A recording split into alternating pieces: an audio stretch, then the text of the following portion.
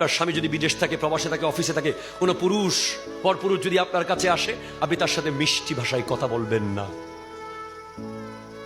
ভাই একটু চা দেব, চাতে চিনি কেমন হয়েছে, আর একটু চিনি দেব, বলা যাবে না। বাস আপনার ভাই নাই, নাই আপনার ভাই নাই, পরে আসেন, আপনার ভাই নাই, পরে আসেন, শেষ এক লাইন। আর পুরুষরা কোন বেগানা নারী আপনার আশেপাশে আসতে যাচ্ছে, চোখ লাল করে কথা বলবেন, শোনেন,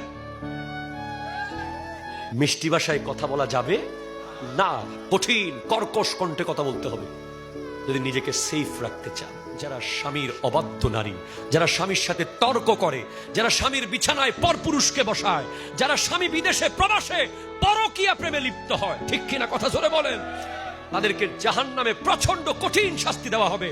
জাহান্নামে একটা আগুনের ড্যাক থাকবে, ওই ড্যাকে তাদেরকে ফেলে দেওয়া হবে।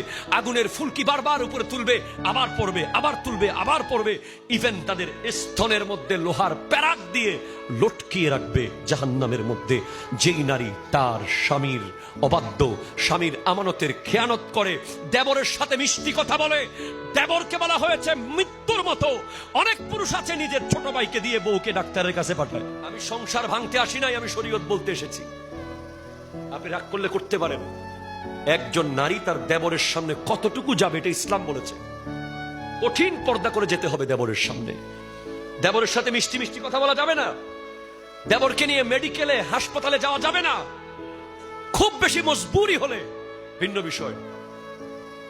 আল হামুয়া আল মউত, দেবরকে মৃত্যু বলা হয়েছে প্রত্যেক নারীর জন্য, এবং দেবর নারীর জন্য মৃত্যু, নারী দেবরের জন্য মৃত্যু, মৃত্যুর মতো।